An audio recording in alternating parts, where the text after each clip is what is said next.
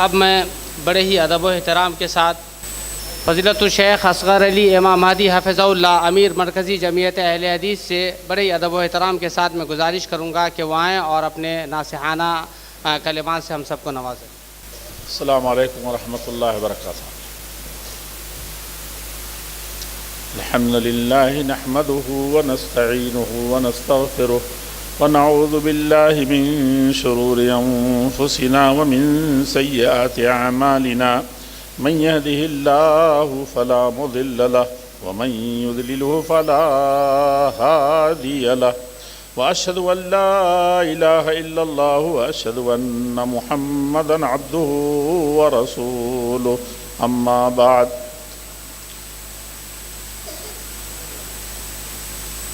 أعوذ بالله من الشيطان الرجيم بسم الله الرحمن الرحيم يا أيها الذين آمنوا اتقوا الله حق تقاته ولا تموتن إلا وأنتم مسلمون يا أيها الناس اتقوا ربكم الذي خلقكم من نفس واحدة وخلق منها زوجها وبث منهما رجالا كثيرا ونساء واتقوا الله الذي تساءلون به والأرحام إن الله كان عليكم رقيبا يا أيها الذين آمنوا اتقوا الله وقولوا قولا سديدا يصلح لكم أعمالكم ويغفر لكم ذنوبكم ومن يطع الله ورسوله فقد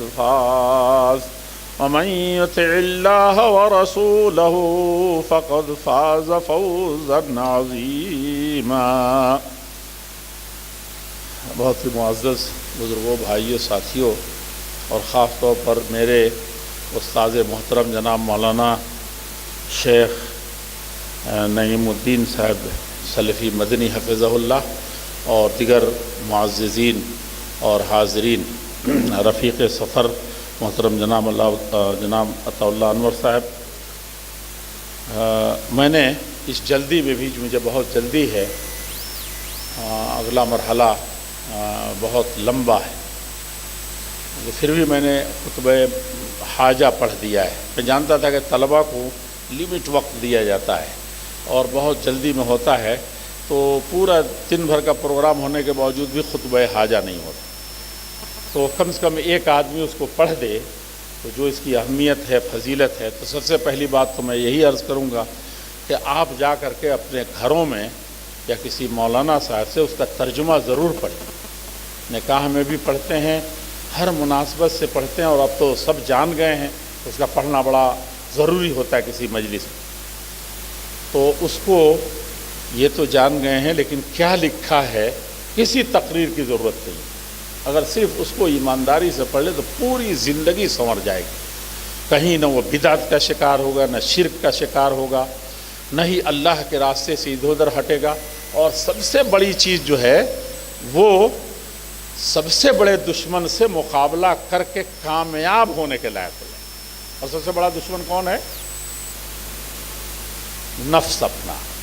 ونعوذ باللہ من شرور انفسنا۔ میں تو کہتا ہوں جتنے مخالف ہوں، جتنے وہ دشمن ہوں، سب سے مقابلہ بہت آسان ہے، لیکن ایک دشمن ایسا ہے اور بڑا کینہ توز ہے، بہت ہوشیار ہے۔ کون ہے وہ؟ ابلیس اور شیطان۔ تو اس سے مقابلہ کہتے ہیں کہ آدم علیہ السلام کو بھی بھٹکا دیا تھا، تو غفلت میں رہیں گے تو بھٹک جائیں گے۔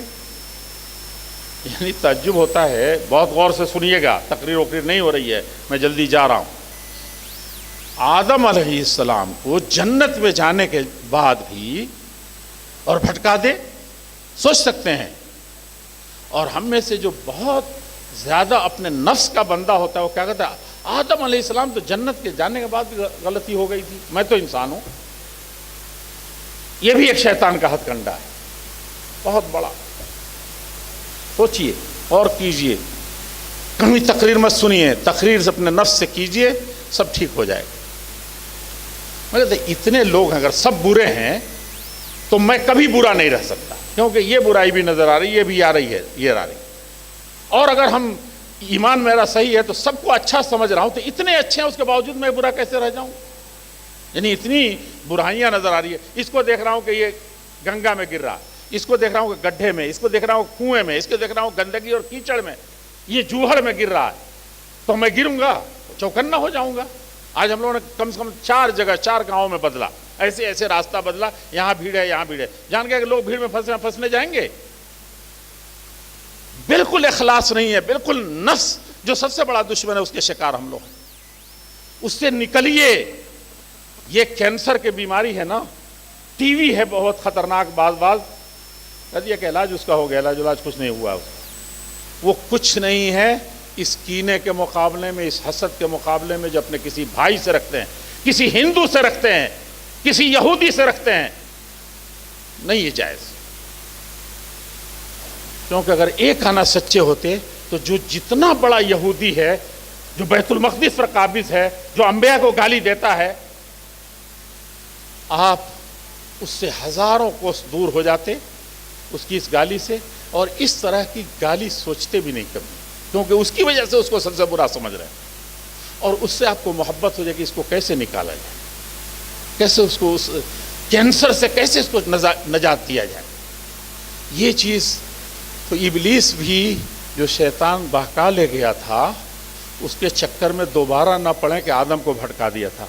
آدم جنت سے نکل گئے جہاں گناہ کا کوئی وہ نہیں تھا، سب نیکی کرنے کے بعد پہنچتا آدمی، اور جب دنیا میں آ گئے تو کتنے گناہ کیے تھے یہ بتائیے آپ، علیہ الصلوۃ والسلام۔ دنیا یہ سراپا گناہ کی جگہ ہے، بچنا مشکل ہے مولانا، بچنا مشکل ہے۔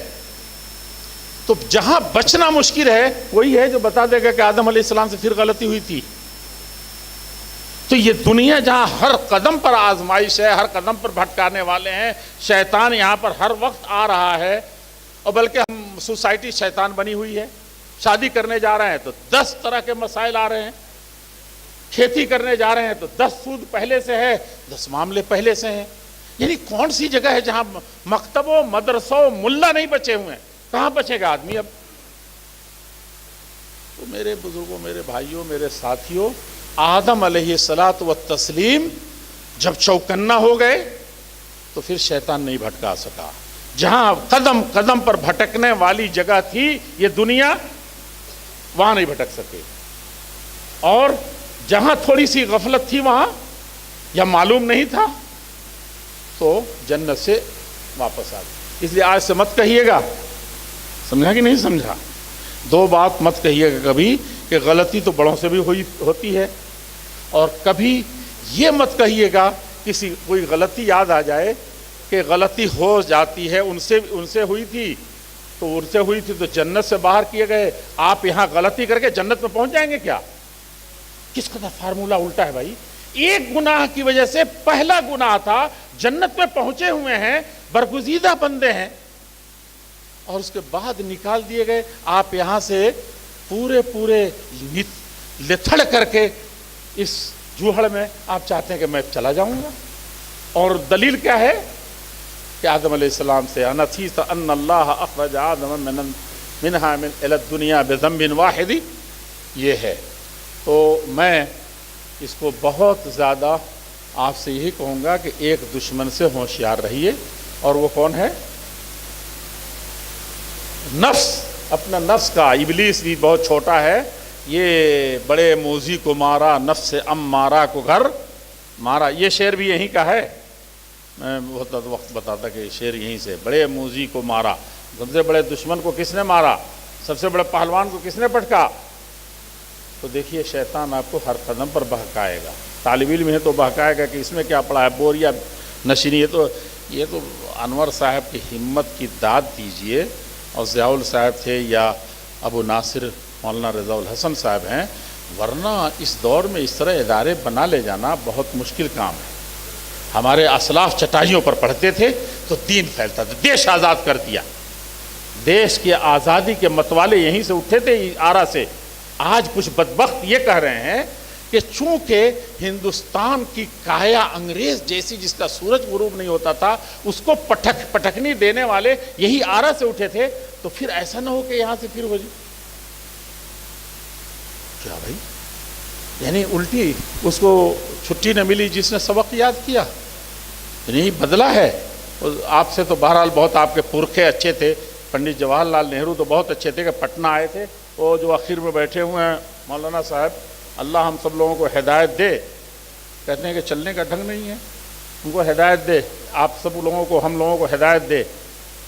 ان کے دادا کے پاس آئے تھے پنڈت جی اور کہہ کے گئے تھے کہ پنڈت جی کہ میں دیش آزاد ہو گیا، میں اس کا پہلا وزیر اعظم ہوں، پردھان منتری ہوں۔ اور وہ دیکھا وہ تو دہل گئے، ابھی تازہ آئے تھے وہ سرحد سے لڑ کر کے، پوری فوج تھی ان کے ساتھ، لیکن دیش آزادی کا پروانہ ملنے لگا تو چلے آئے کہ اب کس سے لڑنا ہے، انگریز تو ہتھیار ڈال چکا ہے۔ تو ان کے پاس آئے تو کہا کہ اس کو الگ رکھیے، جو نوٹ آدھا پٹنہ خرید لیتے اس وقت جو نوٹ لے کر کے آئے تھے وہ، اور کہا مجھے معلوم ہے کہ میونسپلٹی کی اور پچھم دروازہ کی یہ پورا پکڑے ہوئے سب آپ کی زمین ہے، انگریزوں نے اس پر بلڈوزر چلایا تھا اور اس پر یہ سب کچھ بنا دیا، قومیہ لیا تھا۔ تو یہ ہے، تو انہوں نے کہا ہمارے آباء و اجداد نے اس کے لیے قربانی نہیں دی۔ دوسرا جو کہا تھا وہ تاریخ نے محفوظ رکھا ہے، آپ کو یاد نہیں ہے، ہم کو یاد نہیں ہے، پتا پتا بوٹا بوٹا حال ہمارا جانے ہے، جانے نہ جانے گل ہی نہ جانے باغ تو سارا جانے، پورا دنیا جانتی۔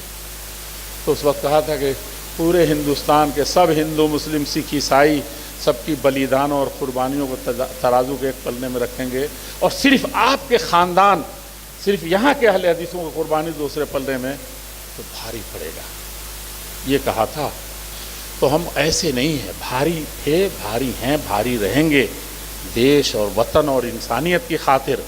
اللہ جل شانہ اس ادارے کو سدا بہار رکھے اور یہ اپنا فریضہ ادا کر رہا ہے، اس کے تئیں ہم سب کو اپنے فریضے کی ادائیگی کی توفیق ارزانی فرمائے۔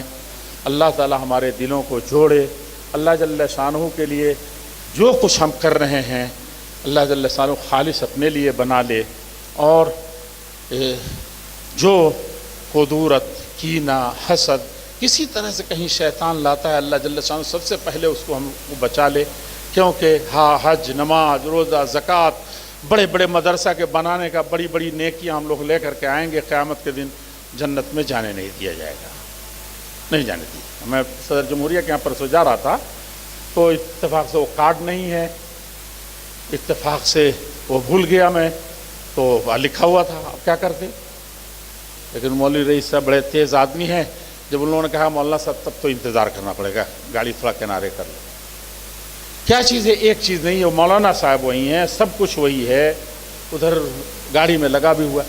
میں کہہ رہا ہوں کہ یہ کینہ جو ہے نا، حسد، یہ کھٹ سے روک دے گی یہ مشین کے، نہیں اس کے کچھ ہے پاکٹ میں، نکالو پہلے اس کے بعد جاؤ، یہ جانے نہیں دے گا جنت میں۔ تو سب سے پہلے اس کو نکال دیں گے، بھائی بھائی ہو جائیں گے، اور جب بھائی بھائی ہو جائیں گے تو ادخلوا الجنت بسلام، بہت آسانی، سلامتی، بغیر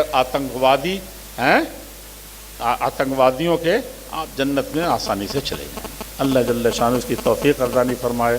ہمارے ان بچوں کو جتنی تمنائیں، آرزوئیں جماعت کی ہیں، ہماری جمعیت کی ہے، اس کو اللہ جل شانہ خاص طور پر ان کو اسی کے، ان کے امنگوں کے مطابق، ان کے ماں باپ کے امنگوں کے مطابق بننے کی توفیق ارزانی فرمائے، اور مجھے بھی دام در میں سکھنے گفتے اس ادارے کی تعمیر و ترقی کی توفیق ارزانی فرما دے۔ بارک اللہ لی و لکم فی القرآن المجید۔ السلام علیکم ورحمۃ اللہ وبرکاتہ۔ جزاکم اللہ خیر۔